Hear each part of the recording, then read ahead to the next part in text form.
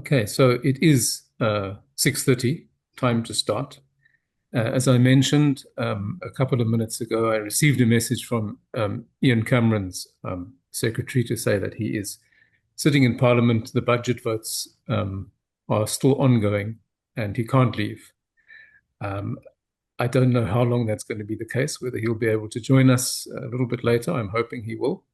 But sometimes Parliament does sit until very, very late, in which case he probably won't be able to join us. But we have three other excellent panelists who will be able to carry us through, I'm sure, for the next 90 minutes or so. So I'm Mike Pothier. I'm the Program Manager of the Catholic Parliamentary Liaison Office here in Cape Town. It's my pleasure to welcome the panelists and all of the guests. We have 49 people that have joined us so far. I'm expecting quite a few more. To our panel discussion this evening about the crisis in the leadership of the South African Police Service. We are co-hosting this with the Institute for Security Studies. Always grateful to work with them, pleasure to work with them. And the whole affair is sponsored, as usual, by the Hans Seidel Foundation. We express our gratitude to them and to their country representative, project manager that we work with, both of whom I think have joined us this evening as well. I want to make it clear before I introduce the speakers and so on, that our purpose tonight is not to try to decide who's right and who's wrong in the latest allegations that are being thrown around by various people in SAPS leadership. That's not our job. It certainly isn't our competence. There's going to be a commission of inquiry, and we know that the relevant parliamentary committees also are going to have inquiries about this. We let them do their job. We are here to try to understand how we arrived at a point where senior leadership in one of our security arms felt the need to go public with such accusations. How we've arrived at a point where other members of senior leadership of SAPS have been arrested recently on various charges. The institutional breakdown that has given us, I think, 9 different national commissioners of police since the dawn of democracy. And the first one served, I think, the best part of 10 years. So we've had 8 since then. And so on and so on. So we're looking at it institutionally from a point of view of governance and so on. Later on, people will be able to draw their conclusions about the rights and wrongs and who's telling fibs and who's not telling fibs. SAPS matters, obviously, to our country in terms of stability, order, fighting crime, keeping us safe and secure. And our concern is simply that when we have this kind of institutional breakdown and dysfunction, society suffers very, very considerably. And that's what we want to try to explore this evening. What kind of response is called for when this sort of thing happens from the different levels of society, from Parliament, from civil society, from the faith community, and so on. So that's our purpose. I noticed that amongst those who registered for this evening's event were quite a large number of people with SAPS email addresses.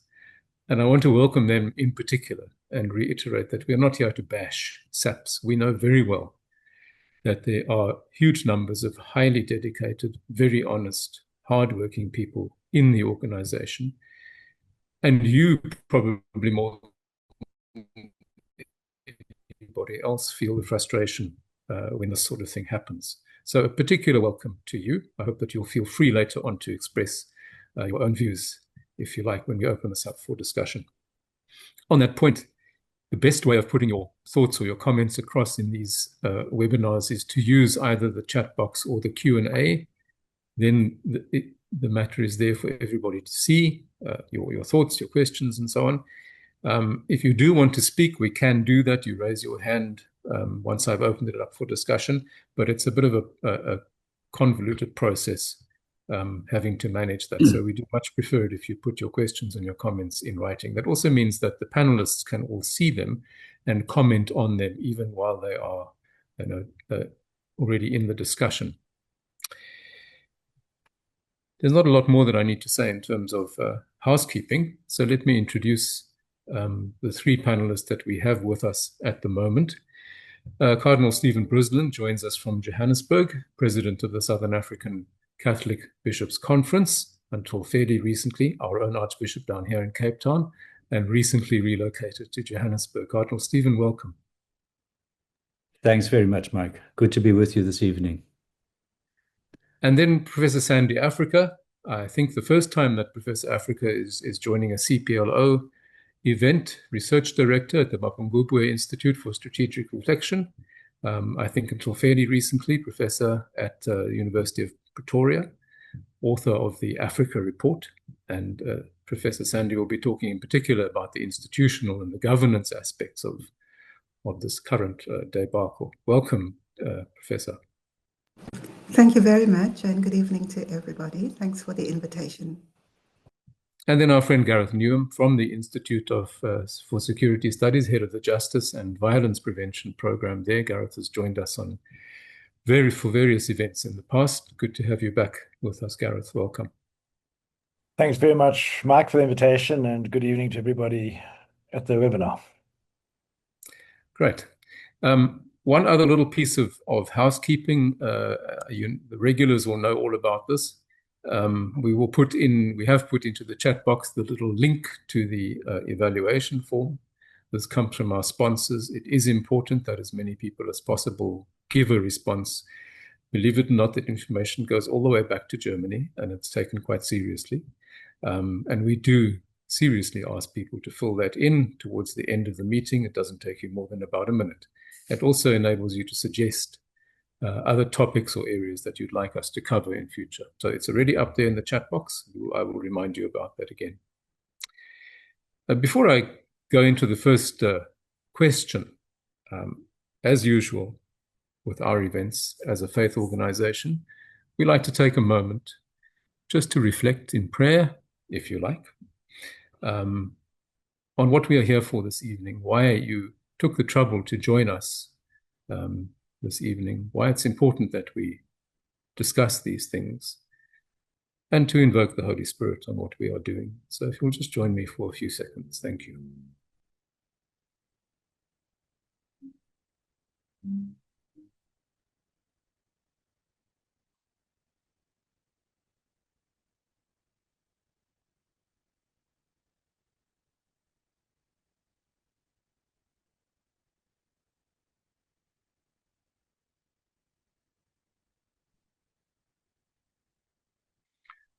Thank you very much. Gareth, I'm going to start with you. Background.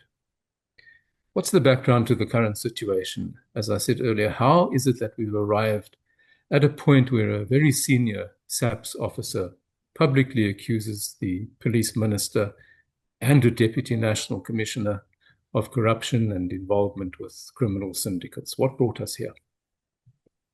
Well, I think if you look at the context of what the National Development Plan back in 2012 identified then as a serial crisis of top management in the police, you realize this is not something completely new. And I think the main challenge has been that between literally the year 2000 and 2017, the people that were appointed as permanent national commissioners of the South African Police Service were not career police officers. They were not professional police men or women who had worked their way up through the ranks, who understood the nature of the challenge of policing in South Africa, had walked the beat, understood the difficulties that the men and women in blue face on a daily basis, what it's like to be in a command situation over a unit or a shift or to run a police station.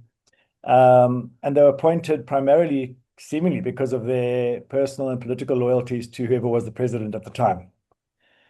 And that post, the National Commissioner of Police, is an operational post. They're the head of the department, they're the accounting officer, and they, according to the Police Act, are supposed to give direction operationally to the organization. Whereas the minister, which is provided for in the Constitution, is the political head. So we have elections, the governing party appoints a minister of police, and that police minister gives directives to the police and primarily should be giving those directives in terms of policy and strategy. In other words, this is what we think are the key areas that we want you to address. These are the crimes you think need to be addressed, and so forth, and leave it up to the police, who are the professionals, to look at the resources they have and come up with operational plans about how to address this, to structure the organization correctly, to make sure it has its functions working well and effectively and efficiently. And I think the root cause of what we have seen is a really large turnover of national commissioners and ministers, well, national commissioners in particular, starts there, is that the person in that post who was permanently appointed too often over the years was not a professional police officer. And they were largely coming to that post with a political lens on.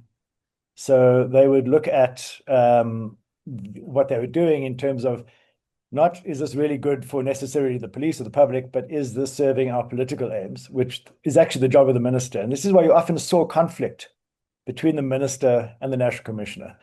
Both are appointed by the president.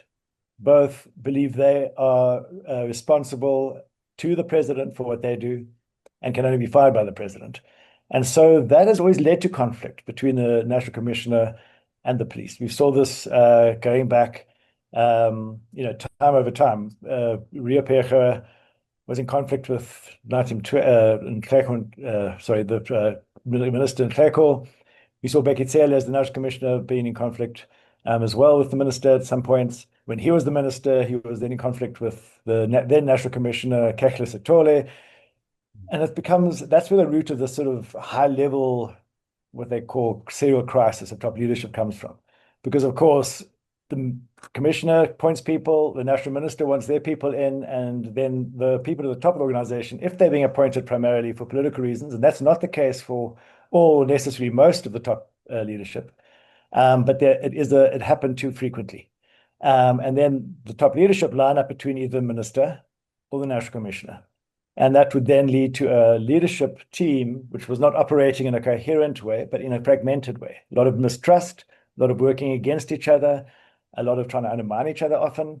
So this is the kind of why the National Development or the National Planning Commission, after quite their diagnosis, came up with that phrase, and that saying that is a key problem, and then said that the person who's a national commissioner must be appointed primarily on merit. They must be appointed by an independent panel following a competitive, transparent process, so that the person who's in that job sees themselves as a professional police officer.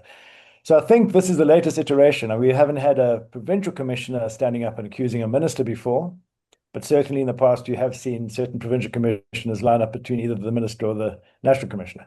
So maybe I would say from my perspective that has been probably at the heart of what the National Planning Commission has termed the serial crisis of top management in the police.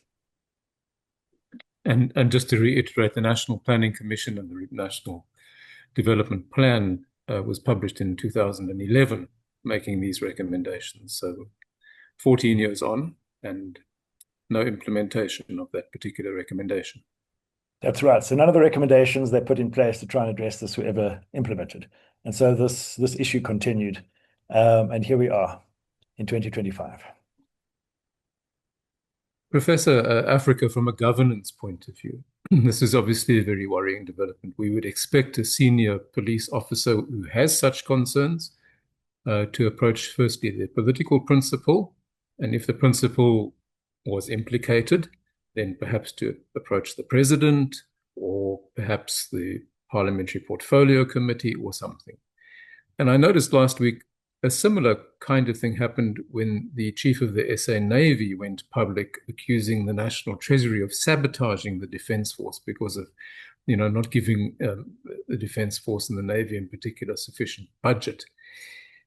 These public interventions by people in the security arm, it seems worrying that it seems like they're involving themselves in the political sphere when they do things like that. Am I correct? You need to unmute yourself, Professor. Thank you for that question.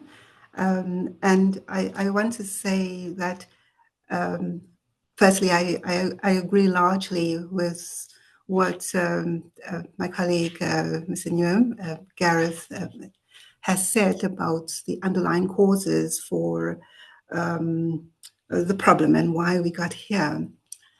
And that is that in so many cases there have been appointments made seemingly on the basis of political affinity rather than professionalization.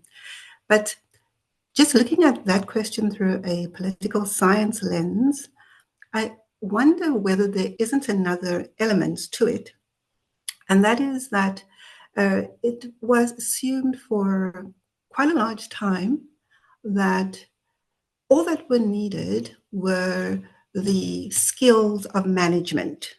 And so you had, for example, former Commissioner Celebi, who had been quite successful as the Director General in the Department of Foreign Affairs. Without policing experience, of course, he had the background of having been in the trenches in the past in MK. But it was assumed that, I think, that level of exposure to a kind of security environment, coupled with the managerial experience that had been accumulated over time, would probably be sufficient. And it turned out not to be. And again, in the case of others, it's, it seems to have been a mistake that just repeated itself. I think in one case, we even had someone from the private sector for a very short period from SAB, South African Breweries, also, I think, on the assumption that here was a person who was brought in at a very senior level, not as a commissioner, but at a very senior level to deal with the problems. They could be sorted out. So what's starting to emerge, and I do think that what has, I believe, happened over the last couple of years is that at the very least, professional police have been given that opportunity. So I just wanted to park that notion and perhaps for the other colleagues to reflect on whether that may also have been part of the problem. This, in a way, it's a problem of the entire public service that, managerialism actually is all that is needed. And with great respect to the colleagues and the people from the SAPS, when you look at their annual reports, when you look at the kind of performance plans, it all looks very impressive. But at the end of the day, what is missing is that element of leadership, that human element that kind of activates the institutions to do the right thing ethically, in time, in a particular style that really resonates with people. But I've taken up more than the time I think I should have to answer the question you posed, but I just thought that it was important, from an angle that I'm coming from, to just put that into the discussion. But I'll be brief, because all I can say in response to the question of whether we're now starting to see police officers, defense officials actually entering the political sphere, I think that we shouldn't misdiagnose what's happening. I think this is in fact symptomatic of the high levels of trust or mistrust and the kind of breakdown. So all I am seeing these things as symptomatic of is the fact that there's conflict between senior officials and within the departments, between the ministers and senior officials, and sometimes even between ministers, as you saw in the July 2021 unrest, where even the ministers were at loggerheads with each other. I think it's all very much symptomatic of the kind of dysfunction which both you and Mr. Neum have described. So, yeah, I wouldn't say that they're entering the sphere of politics. I think that they are probably just very frustrated. And the conditions actually are, I suppose, such that with the breakdown of authority, of trust, of systems, it's unsurprising that these pronouncements are made, just because the very senior officials don't seem to trust them sufficiently. And I think this is the crisis that we are facing. So a kind of a breakdown of trust between the political principles and the heads of the agencies. After all, you would have expected the Minister of Defence to be taking up the cause of the Navy, for example, over against the Minister of Finance, rather than to wait for an admiral to start accusing the Treasury of sabotage. So Indeed. This seems to be some sort of breakdown between the operational side and the political side. Absolutely, absolutely, yeah. Thank you.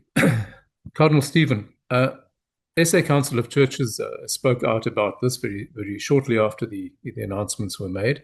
A very strong statement was put out, and I think that the Catholic Church was also standing behind that statement.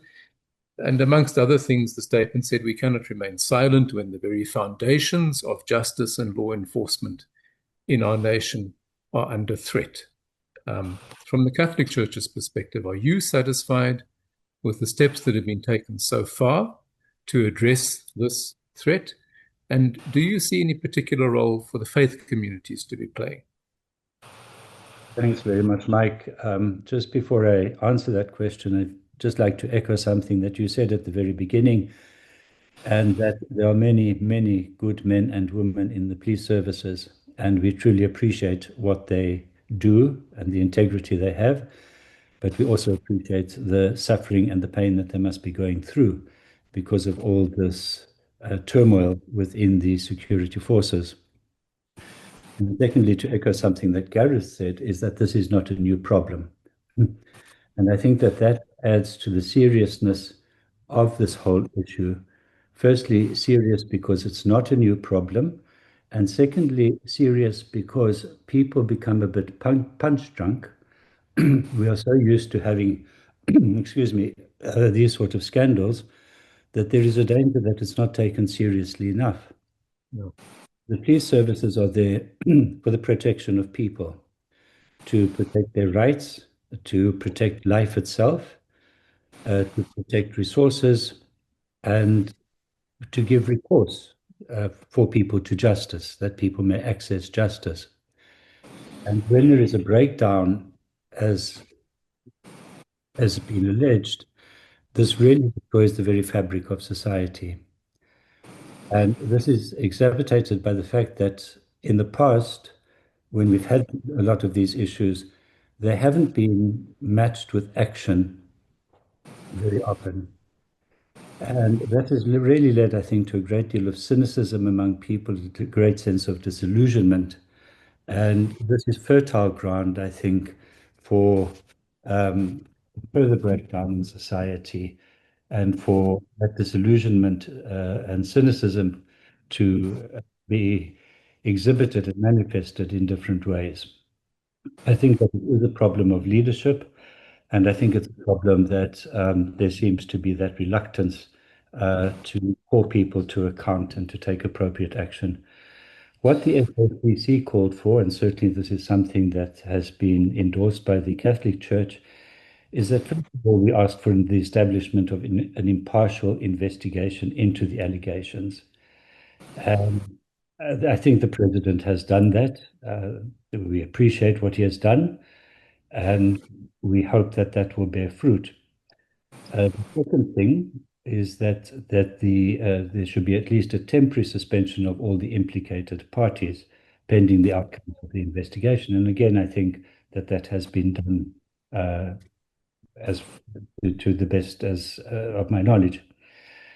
Thirdly, which is an ongoing thing, is the strengthening of oversight mechanisms to prevent future compromises of law enforcement agencies. And of course, that is something we cannot really assess at the moment. The protection of whistleblowers was the fourth thing that the SACC called for, who courageously expose wrongdoing within the system. And I think that this is a very important matter because we've seen in the past that whistleblowers haven't always been protected, and very often they can become the victims of others.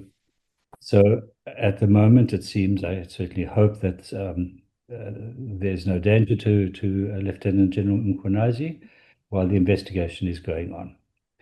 I think the fifth thing is that we called on the President to move with speed in ensuring that those who are responsible for fighting crime in our country are beyond disrepute. And I think that that's very, very important, because there needs to be a speedy outcome to this process. What seems to happen so often is that an investigation is established, things are investigated, but then another crisis occurs, and then that seems to get put on the back burner. And at times we are not aware, we do not share in the knowledge of what the outcome of different investigations are. And I think in this case, it's just very, very important that we know what the findings of the commission are, this investigative commission, that we understand how they assess the allegations and who is implicated in any wrongdoing. And we also need to see action being taken about this. It cannot just be left to dwindle and nothing actually happens, because that will simply ensure that the problems will continue into the future and that things will deteriorate even further. I think the faith community has a very important role to play in this, because, you know, our aim is not political, and we're not trying to take the side of anybody. But what we are trying to say is that people must have protection, their rights should be protected, human dignity should be protected, life itself should be protected, the properties, what people have, should be protected.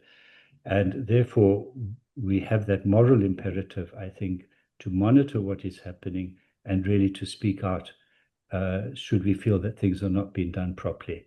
I think that we can become a very important voice in this process, together with other organizations and civil society.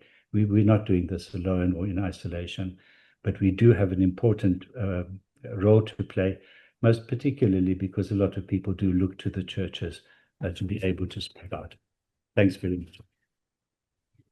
Thank you. And just on that, coincidentally, I picked up today in the news that SACC is today hosting quite a large conference on corruption or anti-corruption, at which, amongst others, the former Chief Justice was speaking very forcefully on similar issues, including on policing.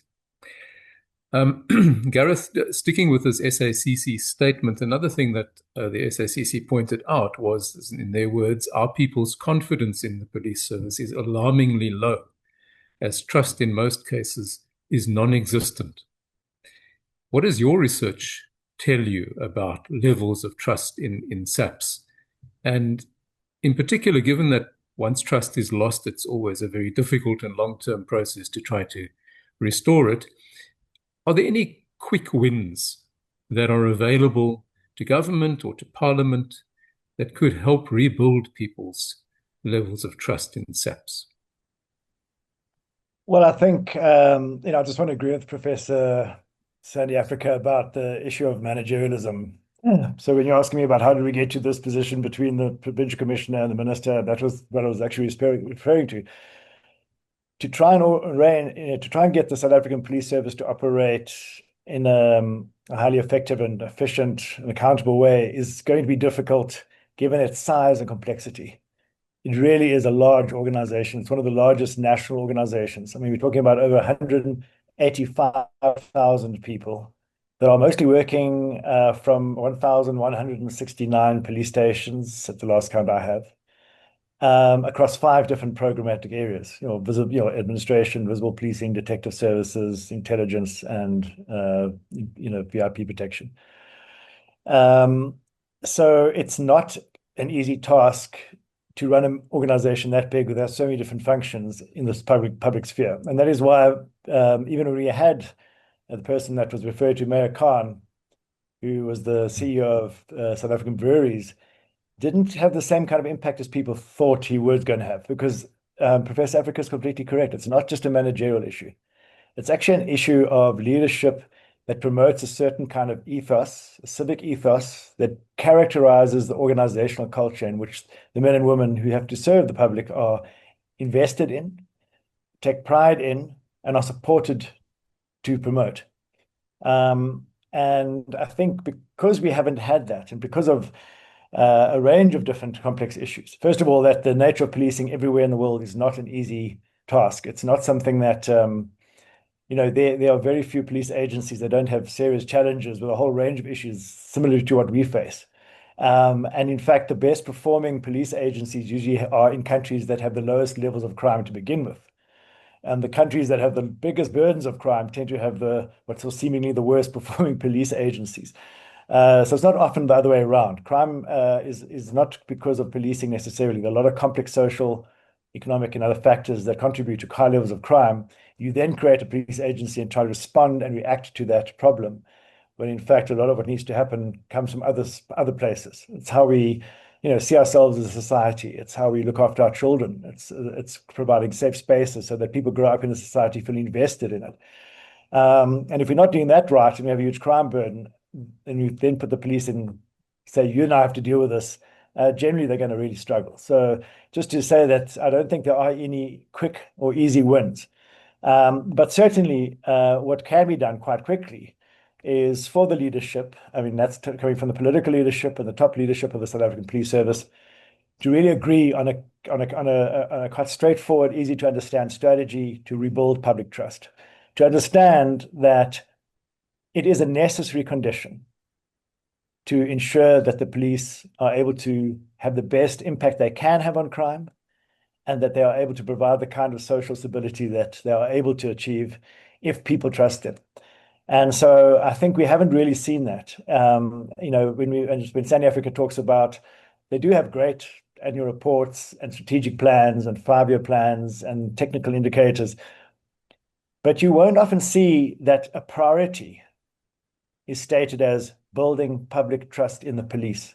It's kind of seen as a soft thing, or what you do see is we must stamp out crime. We're at war with criminals. We are, this kind of militaristic, which internationally has proven not to have a good impact on how the police behave and how they're seen as the citizens. So I think what can be done in the short term is, if the political and operational leadership get together, recognize that building public trust is key. And that key to that is, it's going to be really based on 2 criteria. It is firstly, the experiences that the public have of police when they come in contact with them. When they go to a police station to open a complaint, or whether it's to simply certify a document or report an accident, or they get stopped in a roadblock, or they ask a police officer for help or assistance, whether it's something simple like directions, or they really need help. That every engagement between a civilian and a police member leaves that civilian feeling better about the police, because the police treat them with respect, listen to their concerns, and try in good faith and assist them. And if every police officer does that, we will see a big shift in people's attitudes and perceptions and their trust in the police. So that's probably the most important thing. It is actually more important to most people, in the available research we have internationally, that the police are seen to be trustworthy and fair, than it is to be seen that they are necessarily doing great jobs against crime, because most people understand that crime is actually a complex issue and that the police have a limited role to play. And many people only really call the police, or want to only call the police, as a last resort. So if you have young men in the neighborhood who are vandalizing things, people and communities would prefer that they deal with that themselves. And I think what we've done is we've kind of had this idea that you've got to have the police everywhere, policing all 62 million people in the country. So we do very high visibility, quite aggressive operations. Hundreds of thousands of people are arrested or searched. We've been doing that since the late 90s. And here we're still doing it under Operation Chanela. But it's not actually what causes people to have trust in the police. So I think the first step is, as I say, political and operational leadership, to say we want our police men and women to behave in a certain way, and we're going to make sure that they get the support and training that they are required to do that, firstly. And then, of course, we really need to strengthen our internal and external accountability mechanisms, so that when police officers who are engaged in corruption or in crime or in various kinds of misconduct, that we are able to identify them, and if it's corrective counseling they need in order to just guide them on the right path, we do that effectively. But if they are committing crimes against people themselves, which is the most serious breach of trust and happens, unfortunately, far too often across our country, and undermine the work that good, honest men and women in the police are doing, that we can deal with that. So it's a kind of a two-pronged strategy. Treat people well, listen to them, help them when you can, on one hand, and make sure that if you are involved in any kind of misconduct or crime or corruption, that you will have a very short career in the South African Police Service. That's what I'd say. Thank you. Moving on, Professor Africa, Gareth mentioned the National Development Plan just now, a massive document, a huge exercise, published to great fanfare back in 2011, with all sorts of aspirations that we were intending to fulfill by the year 2030. We have 4.5 years left now. Quite a lot of detailed stuff on policing. There have been various high-level panels over the years. You chaired a commission or an inquiry and wrote a report on the 2021 civil unrest. And you identified all sorts of weaknesses at leadership level in SAPS, institutionally, politically, etc. Now we're going to have the Madlanga Commission of Enquiry. People are, as the Cardinal suggested, cynical, skeptical about all of these commissions and all of these reports. They cost a lot of money, and nothing kind of really seems to come out of them. Or is that an oversimplification from a governance perspective once again? What should we be hoping for from this particular Commission of Enquiry, but this mechanism in general? Or is it just a way of kicking the can down the road, as a lot of people suspect? My view is that perhaps we have resorted too readily to the use of expert panels and task forces and commissions even.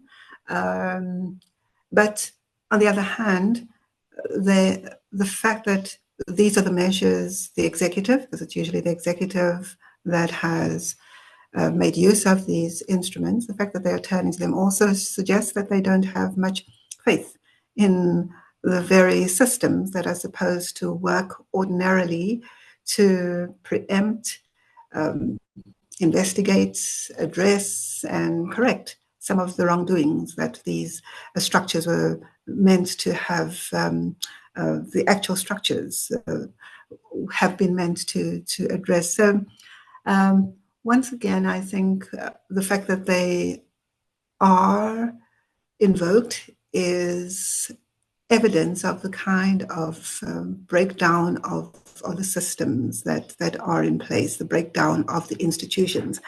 And we do know that between 2010 up until about 2018, there really was a very deliberate effort to break down institutions, to weaken the state, to drive out loyal and competent civil servants, to even,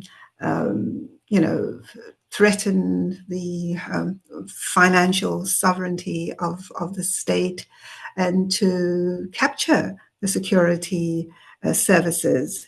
So it's in that context that in the past 10 to 15 years, right up until this point, I suppose, that we have seen these commissions and expert panels, a considerably weakened state that's been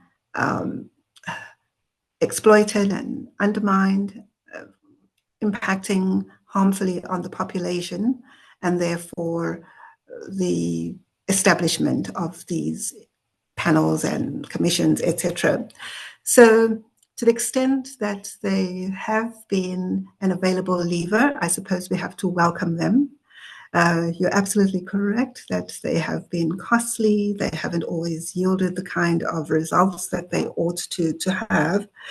But they do shine a light on what has happened. They do, when they are conducted transparently.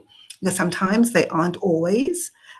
We've had, for example, panels where people have been very, very concerned about the outcomes. So a commission can also result in a situation where we're left wondering whether this in itself, the commission in itself, was not part of a cover-up. I mean, this is what people have accused certain commissions of.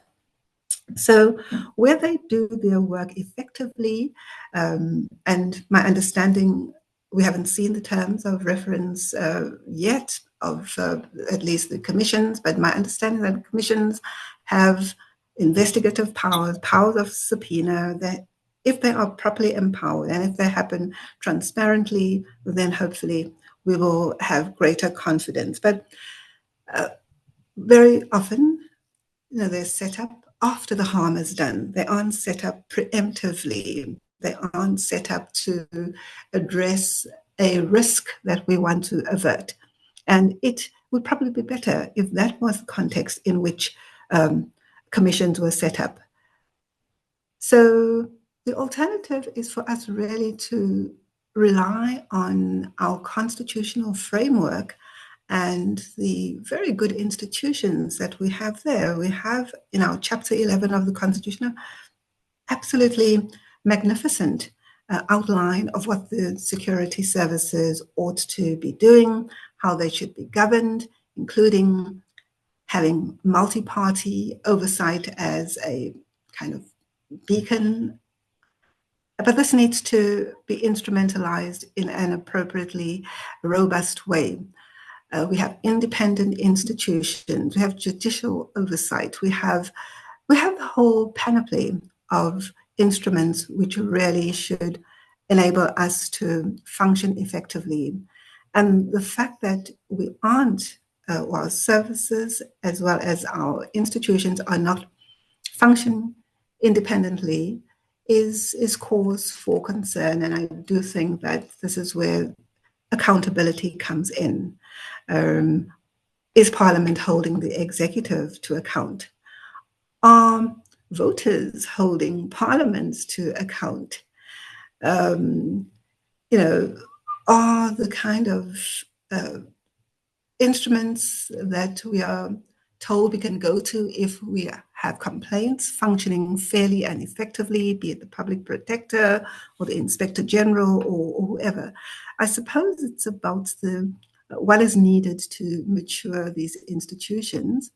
And leadership doesn't come out of a vacuum, in my view. I think that leadership is cultivated and learned. I'm not sure that there's enough investment going into training, into development, into supporting and providing the necessary input so that the officer or the parliamentarian or the executive, for that matter, who actually is entrusted with this role at the end of the day, has been given the tools to make them effective. And I do think that we have a huge human resources and human capital challenge that we should also be looking at. You mentioned Parliament, and obviously I would, if Ian Cameron was with us, and if he does join us later, I will be asking him a couple of things about the particular role of Parliament. But just for now, would you agree with me that it was something of a breath of fresh air when the Speaker of Parliament responded to these allegations by instructing the Police Portfolio Committee, the Justice Portfolio Committee, and the Standing Committee on Intelligence to investigate? She didn't wait for the President to decide on a commission of inquiry. She didn't say, well, we can't do anything because there's going to be a commission of inquiry. There seemed to be a willingness for Parliament as the forum of public representatives to assert itself in this matter. I take that very positively. If the question is to me, I think so. I think we are seeing a turn of fortunes in Parliament. Maybe it's because there's been more of a kind of balancing out of the forces at play. I think that parties are putting pressure on each other. The stakes are higher. This is certainly not the way Parliament functioned when we had, for a very long time, a very dominant majority party. Although really a kind of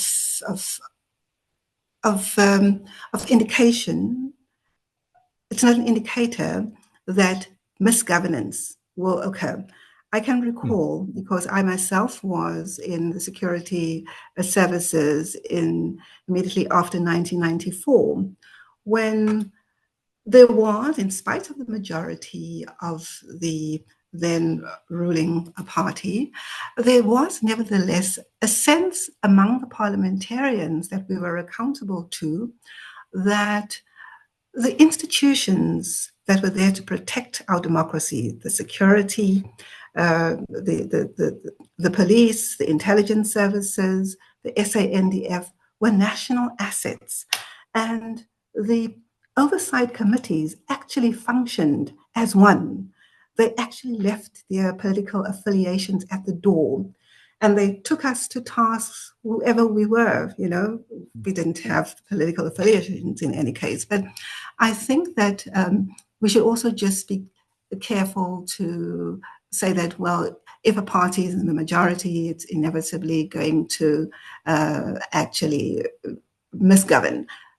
But really, we've seen that risk is very high, and the safeguards have not been in place to prevent that. So to your question, I think it's absolutely great, and I'm so glad that the committees themselves saw that it was necessary to actually come together and not to do their work separately. They've been able to quickly make a recommendation that an ad hoc committee is necessary. How intelligence plays into it and how the JSCI plays into the whole architecture of the inquiries, I think, will be interesting. And I do hope that they'll find a way of articulating.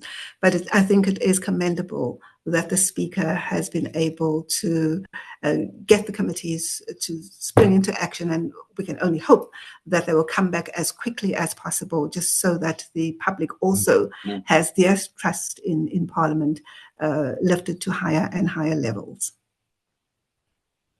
Thank you. And I just ask the panelists in between answering questions, my questions, to have a look at the Q&A. There are quite a few points that are already in there. Some of them are quite operational questions, Gareth, which I think you might be able to attend to, and we will try to deal with all of them. But I have one more question that I want to put to Cardinal Stephen quickly on the ethical level of all of this, because whether or not these particular allegations turn out to be true, we have a long list. We all know this, a very long list of sort of low ethics in high places. We've had state capture. We've had all kinds of nepotism and cronyism and tenderpreneurships. And you know what, the list is incredibly long. It sometimes seems that in our public life, we live in an ethical desert in our country. And yet, the struggle for liberation was based on very noble principles and aspirations: the search for human dignity, pursuit of the common good, striving for social justice, etc. There's such a disconnect. What went wrong? And in particular, is this something for which the faith community should take some responsibility? Mike, I think the short answer to your question, should the faith community take some responsibility? Yes, definitely. I really do believe that. I think to understand how the situation has developed from this point of view is that the default position of the church is really to give support to those who are working for the good of society. And we presume that government works for the good of society, that the police service works for the good of society. And, we try to give support to anything good that is being done for the benefit of people and for their well-being. And so that's really the default position. And we only really speak out if something is going wrong, if something is off course. And, when the new dispensation took place in 1994, we understood that there were many, many problems that the new government had to sort out. And we can't forget what those times were like. They were times of great tension, times of fear of armed insurrection. And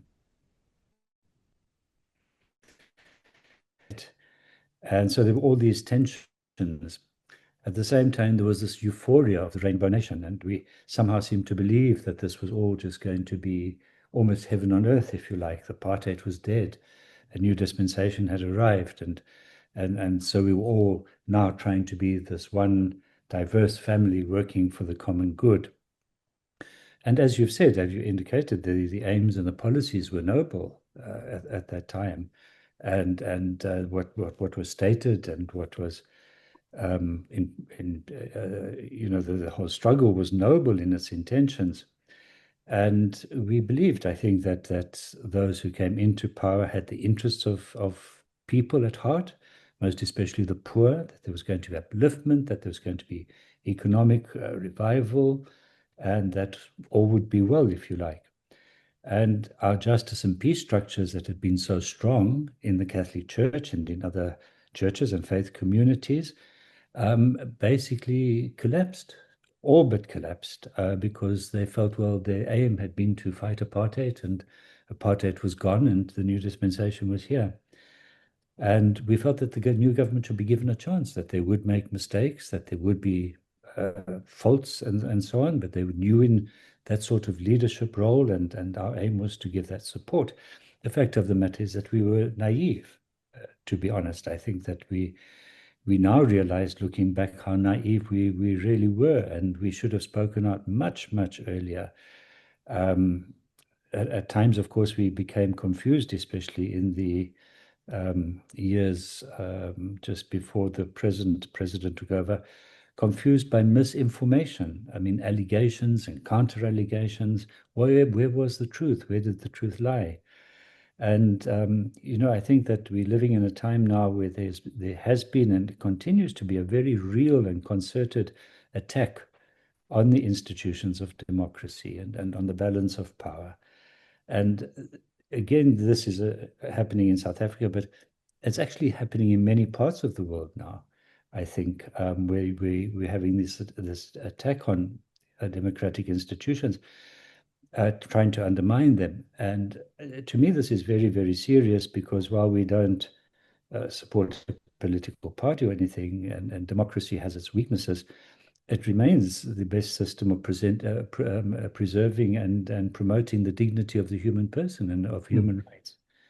So I think it is a matter of great concern for us. So we must admit our fault, I think, in this, and to acknowledge that this did go wrong. We understand the reasons for it, but I think it's very important now that we've got to take responsibility for the future, and to be more aware of what is happening and aware of the importance of our own role in being able to contribute to those who are trying to promote and protect dignity, particularly of people. Thanks, Mike. Thank you. I'm going to ask the three panelists quickly to simply end with whatever they would have liked to say or felt that they didn't say, if anything. And you don't have to say anything. But if there's a final thought that the three of you would like to share with us. Can I start with you, Cardinal Stephen?